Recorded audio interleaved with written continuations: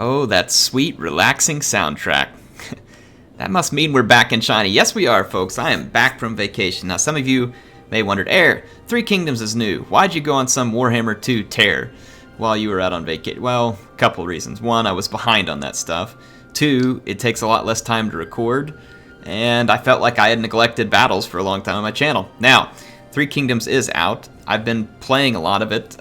May not seem like it because of the stuff on my channel, but I've been playing a lot of it to really just kind of get a feel for it. There's not really a lot of multiplayer content to be had in it right now because it seems pretty messed up. But I've been trying to play ahead in the campaign. If I played this campaign out episode by episode, it would just take forever. It would take a very long time. So I've been trying to kind of give you all videos of stuff in between and doing streams where I can do stuff in a longer format and stuff like that. So my question is, what kind of videos do you want to see on Three Kingdoms? Please give me some feedback. I'd like to know, do you want to see that where it's just tons and tons of episodes, a whole campaign playthrough?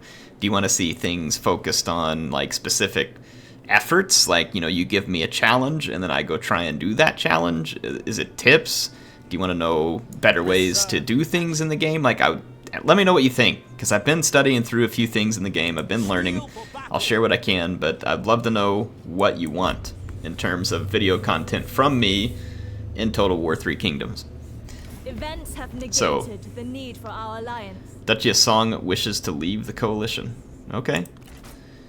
It must mean something. Something's on the horizon here. No. I'm about to take all your land. It's not a very convenient time for peace, Kong. Yeah, so this was a Heirofcarthage campaign.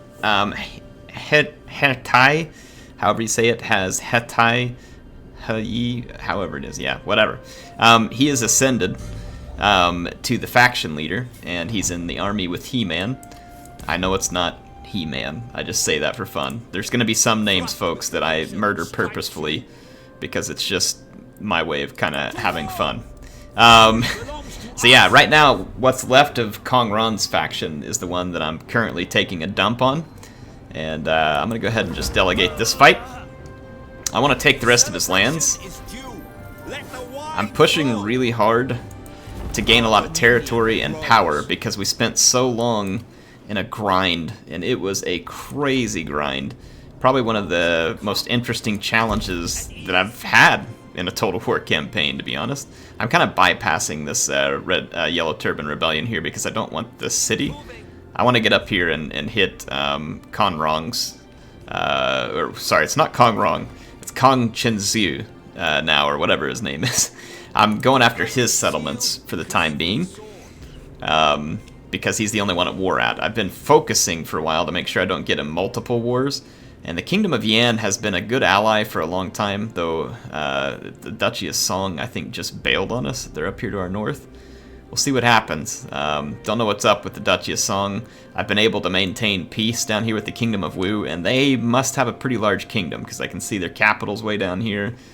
And then over here, the the Duchy of Zong has a pretty good size kingdom. The Kingdom of Shuhan was very large, and they have taken a beating over time.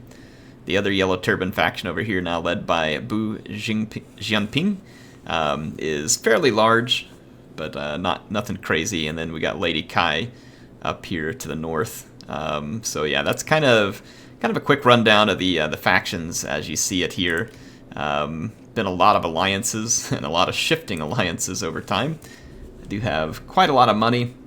I've done a lot of upgrades on my settlements. I actually have an Imperial City here, which is pretty cool. You can get, it takes a ton of food, but you can manage it. One of the things that I think I'll share with you all real quick is, at least with the Yellow Turbans, and there's similar buildings with other factions, this chain right here with the Yellow Turbans gives you plus 100% food production, and if you place these strategically in provinces with a whole bunch of food production, then you get massive amounts. So this 6 becomes 12, this 7 becomes 14, and that 10 becomes 20. So all of a sudden, I can produce an enormous amount of food in Qin. So I found that this to be a way to be very effective at what you need. And then you just think about what you need for these other buildings. Like right now, all this extra population growth is kind of pointless. I mean, my population's gonna grow. It's just a matter of whether it gets there quicker. Obviously, these artisan buildings are great because you just make more money. There's absolutely nothing wrong with that. Let's see, Langye here. We are at our population cap. You can see that right here. So again, if you haven't noticed these types of things, the tooltips right here shows you your population over what the total can be. So we are population capped right now. Let's see, we can go up to 8 food production. I kind of want the food production there. And then we'll continue building things. Let's check it out here. Yeah, grain estates. Let's go ahead and go up to this plus 100% food production first, and then we'll build up to the grain estates. Again, right now I'm maxing up my food as hard as I can. That way I can, you know, let all my cities just go crazy in terms of growth because of the amount of food distribution that's required. Gonna do this one here again, plus 100% food production. And that's pretty much most of the money that I needed to spend right now. I know I could probably spend a little bit more. I have an army that hasn't moved. This is a relatively new army. And I've been looking at some of the different units with the yellow turbans. And Guardians of the Land is actually a really cool unit. The charge reflection, and let's see, left click to select. The charge reflection, of course, it's not always real easy to read these unit cards, but right here, charge reflection versus mounted. The halberd units, and this actually goes for the G militia as well and standard factions, but cheap halberd militia usually have this as well. They don't have, they are immune to attrition, which is pretty incredible. And then the discipline and this charge reflection, though, if you get these guys braced, they are absolutely brutal versus cavalry. I mean, just shuts down cavalry. And then I found these men of the forest to be, you know, a cheap unit, but good at burning down towers. I like crossbows best for a long-range skirmish and damaging infantry and cavalry, but these men of the forest and these bringers of righteousness are nice to keep around. The bringers of righteousness are pretty handy because when you put them in this mixed missile formation, they can also reflect a charge versus mounted, though they become immobile, and they're decent in melee. They're basically a halberd-armed archer.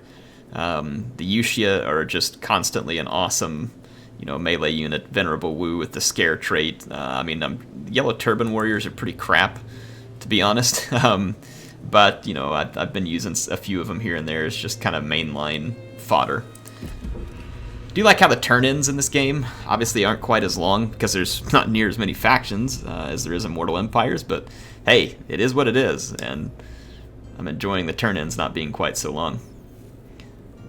The AI has been doing this quite a bit where they just try and sail away from me with the small army and go after some of my small settlements because they've tried to face me with large armies and they've failed. Every time they've come at me in a large battle, they've been defeated. So the Duchy of Song is challenging to become the emperor. That's probably why they left. The Kingdom of Shuhan no longer is the emperor. Good deals. So let's see, satisfaction. Now, why? The administrator loses money in a business deal on some silk products. The deal was, I mean, I still hate this. Like, I just don't see the point in it. It's just random hurts you. These events don't add anything to the campaign for me. I've heard some people like them, but what do you all think? Can you leave your comments? I mean, I didn't click anything. I didn't interact. I just get to the end of a turn and I get a message that says, hey, this guy that likes you, by the way, we made him dislike you some for 20 turns. Because we made up some story. It's like, what? I don't know. I don't find that to be... I don't find it to add anything. Like, it doesn't feel like it adds anything to the story. It doesn't fit what's going on, per se. So I don't know. I just don't feel like those events add anything to the game in their current form. And I would honestly rather just see them gone. Like, I don't think they do anything. Attack! They're there to create a little extra challenge, I think. And sometimes they do, but I find them to just be more useless. Ooh. Wounded in battle, so this guy's gotta not get wounded for a couple turns. They have a decent army here, and quite a few reinforcements. I'm gonna starve them out, though, because I don't have any archers to destroy towers. So I'm going to hold on to these guys, though they may run away and try and not have to fight me here. Let's see. We've got a decent chunk of cash again, so let's go look at our commanderies. These are my non-fully owned commanderies through here. Some of these I have more to do than others.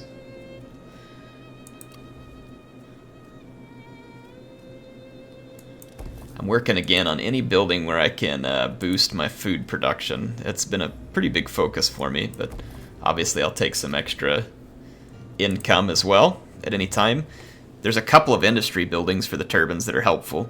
It's going to be this chain here, starting with the public workshops, and then on the other one, this one starting with the Lucky Knot Weavery. So both of those are pretty handy in terms of just grabbing you some income without too many penalties. The other nice thing the turbans have going for them is this line here with all the extra population growth. Whenever your cities are very small, you can rocket them up very quickly in terms of getting them larger. Let's just see. Not a whole lot else for me to worry about here. I mean, there is a little bit of... Yeah, this is just a lumber camp, so... Reserve capacity, military supplies. I mean, I'm not super interested in either of those, to be honest.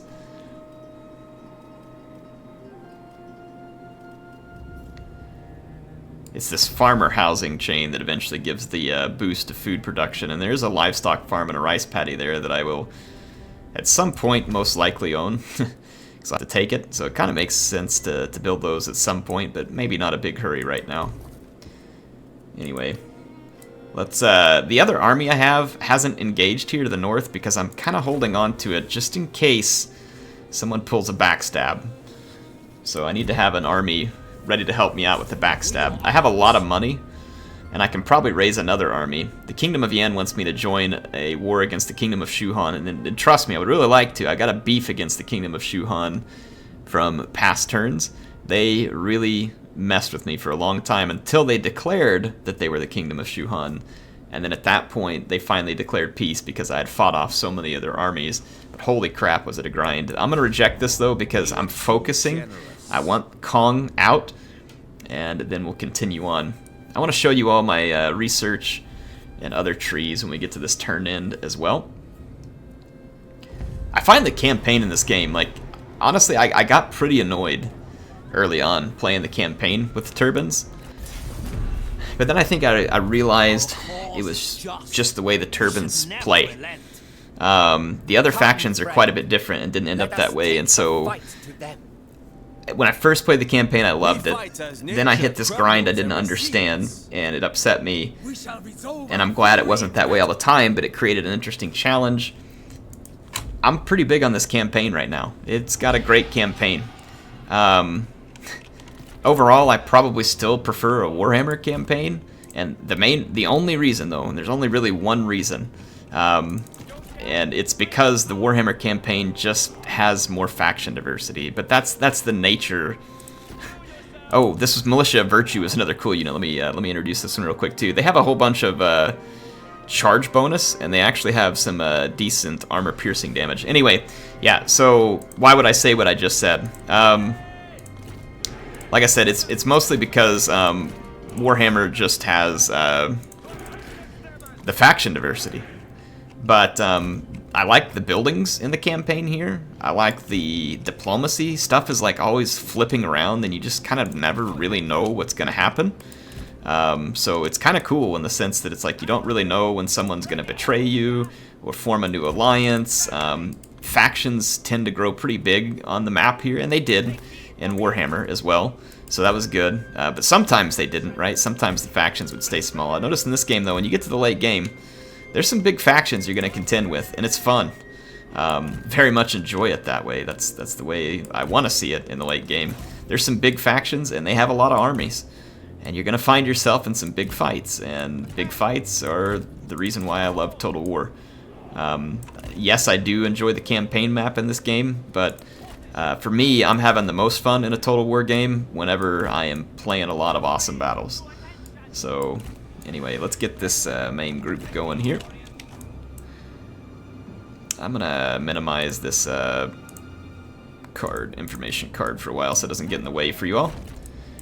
Just a couple tips there. You all saw me, like you can right-click, drag, select units. If you hit G, it will group them. You can then lock or unlock that group. A locked group stays in their formation when you right-click and drag them. And then if you right-click an attack order, the AI selects targets for them individually, which can be useful. The AI is not perfect at it, so you might have to like correct a few of those, but it's a good way to help your micromanagement. Oh man, this game does look good too. Some people have complained about kind of the effects where they do all of the fading on the camera in the background, the depth of field. I kind of like it, honestly. I think it just fits the game well. But if you don't like it, obviously you can turn it off, and it's not required. See, watch, I'm going to click an attack order here. My crossbows should go ahead and start picking up targets. Right now they're targeting the cavalry, and I'm actually kind of okay with that. Some of their reinforcements are coming in from behind me, so we'll have to be wary of that. They'll arrive here soon enough. You! I demand vengeance! I will crush you for this insult! I'm gonna keep this guy back because getting him killed The enemy unit flees! would be quite bad. Coward!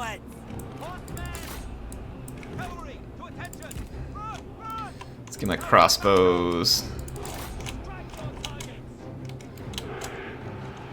And let's get He-Man here. You gotta make sure we try and use their damage. He-Man has a bow too. I sometimes forget to turn on fire at will. It's definitely a worthwhile thing to remember. Swing this extra infantry over here in the fight. We don't want them chasing archers. It won't do any good. Same thing here. Let's swing back. That's just the byproduct of those AI movement orders that I was just explaining.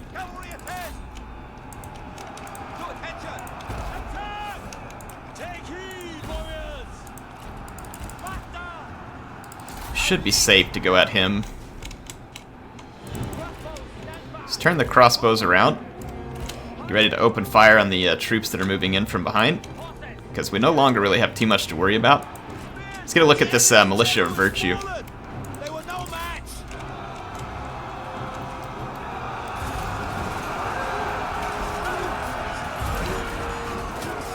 How do they have good armor piercing? They're fighting with a gun.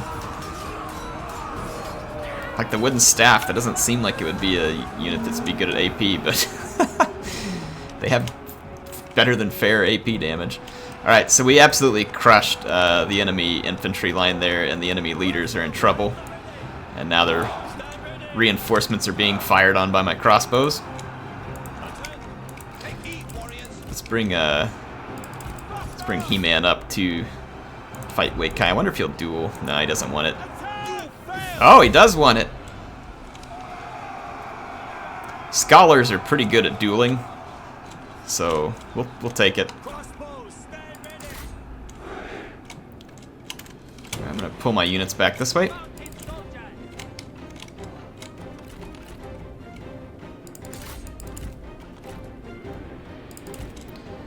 Pull my cavalry back in. They've gone pretty far flung. And I've got my infantry turning around to get back into another engagement. Heal some of my units here. You are too pathetic to survive! Use our extra splash damage. Let's check out He-Man here in the battle.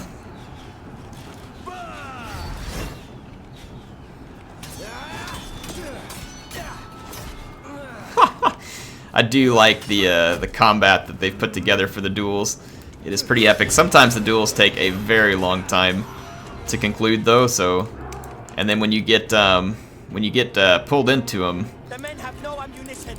oh, let's go over here. Let's get this cavalry engaged. Let's reassign our attack orders here.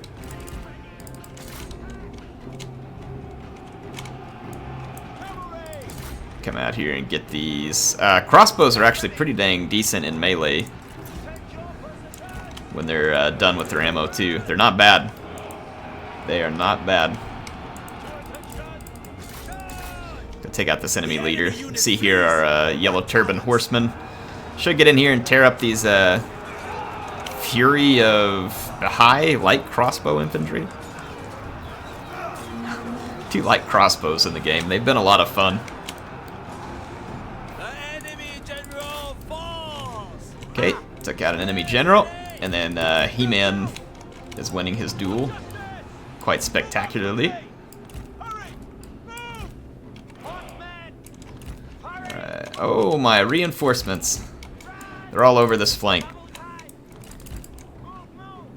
I may have already lost some cavalry over there, not paying attention. Let's turn our reinforcement or our army to face these reinforcements, which are bearing down on us. Group 3. There we go. Gonna do an about face.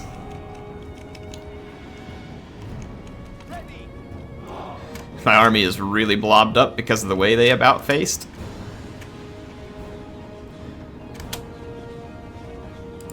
Alright.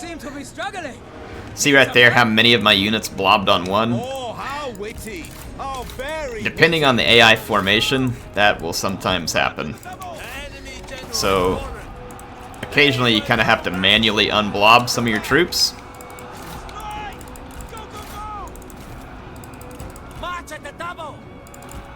We can actually throw him in over here. This is the guy I gotta keep him safe. He's got a big morale debuff though, so I do want to get him engaged. Look at this G infantry captain back here. Let's have a little fun with him. The enemy warriors are running. Here we go, watch this. Oh, He-Man, he's not on his horse. Let's see if I can get him back on his horse. The enemy general Oh man. That's why you don't screw with the Master of the Universe right there, folks. Holy crap, my horses. My poor horses. What did I do to them? What did they do to deserve this? Nothing. Alright, there's a lot of enemy archers left. If only wars were won with witty words. I'm gonna send my own crossbows out there, and I'm gonna turn around some of these units, obviously, to fight what we got here. I did have the hollow square ability. I haven't used it yet. Let's move around that flank. Let's take our leader in here and tear up these archer militia.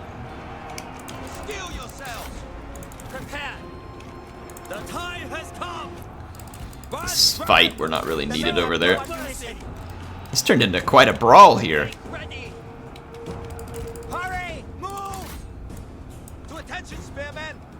We got hung up on those archer militia. It's frustrating. Actually, you'll stay in there. Get in there. Wow, they have a whole bunch more bow units coming in. We need to keep our cavalry well out of the range of those bowmen because we're going to need to run those bowmen down.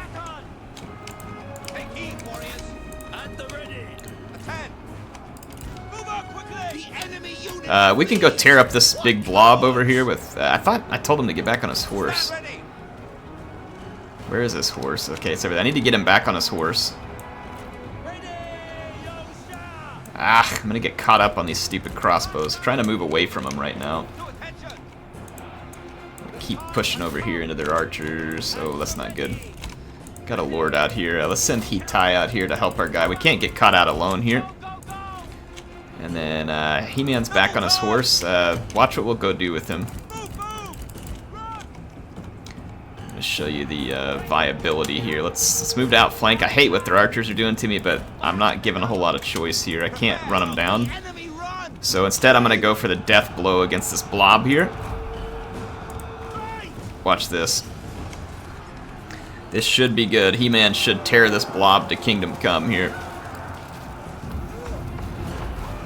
Yes! He did. He hit him hard. That was exactly what I was aiming for right there. I needed maximum destruction. Let's get back over here after these bows. And let's get into the back of this. Those bowmen are tearing us up pretty hard. No two ways around it. We're going to take a lot of losses.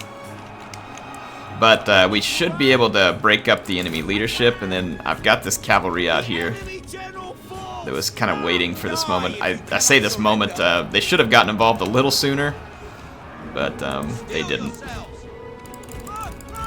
Let's get He-Man out of that fight. Go after the strategist.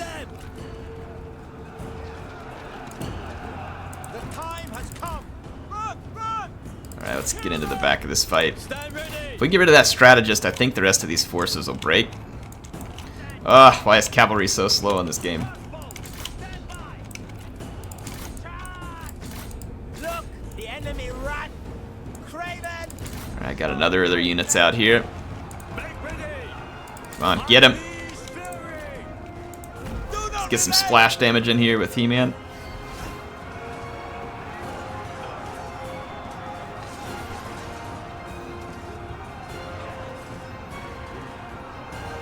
Ready.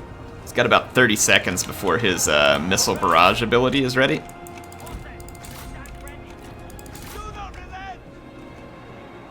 Let's get a better charge with these horsemen. Without the charge, it may take a long time to clean up that fight. We've taken a lot of damage, but my Yushia will be up to the task. They will be up to the task. Get a quick charge here into these yellow turban, or sorry, these archer militia. Routed another unit, and there goes the leadership. So we were vastly outnumbered, but we have some good units that help us get the job done. Our leaders are solid. Hetai and He-Man, both awesome. Gain ourselves a nice little victory there. Anyway, I'm going to keep playing ahead in this campaign, and I'm going to bring y'all snippets. The next snippet I'm hoping to bring you is whenever we get ready to get to kind of the final phase of a Yellow Turban campaign. Wow, we have some units that are going to have to really heal up. Such is the price for betrayal. Do some recruitment. We have need of courageous warriors.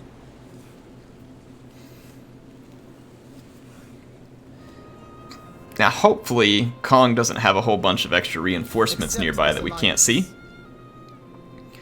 Duchy of Zong. We will invite Shi Jian to join our coalition. And the Kingdom of Yan wants it. Okay. Alright. I'll accept. We are finished here. If it's the will of the coalition, then I'm on board. Yeah, and I think the more I've played the campaign too, like, again, I don't like the unit info card. It's like the only part of the UI that I pretty thoroughly dislike. But I've come to really appreciate a lot of the other stuff that they've put into the UI. It's been quite good. It's been quite good. Alright, this army here is ready to take the fishing port. However, I think this is a bit risky. I'm going to do this. It's a bit risky. I'm going to go ahead and delegate this and leave him on his own to recover. When justice triumphs, revelry awaits. We have units that are coalescing, or convalescing, coalescing, whatever you call it. I have to go look at it again, remember. Summon the merchants. Convalescing, sorry. I'm going to go over here and hit this livestock farm. Yep. See, there was another army nearby. Not a very big one, fortunately. Delegate this one out too. So we get some victories versus Kong in the video for y'all here. Only a couple of units that have to convalesce there. We can't hire any of these leaders, which is unfortunate because none of them will join the Yellow Turbans. I wish that some of them would consider it at some point once you've gotten to a certain level of power. If we take a look at the faction summary, though, I've hit all the way up to Enlighten.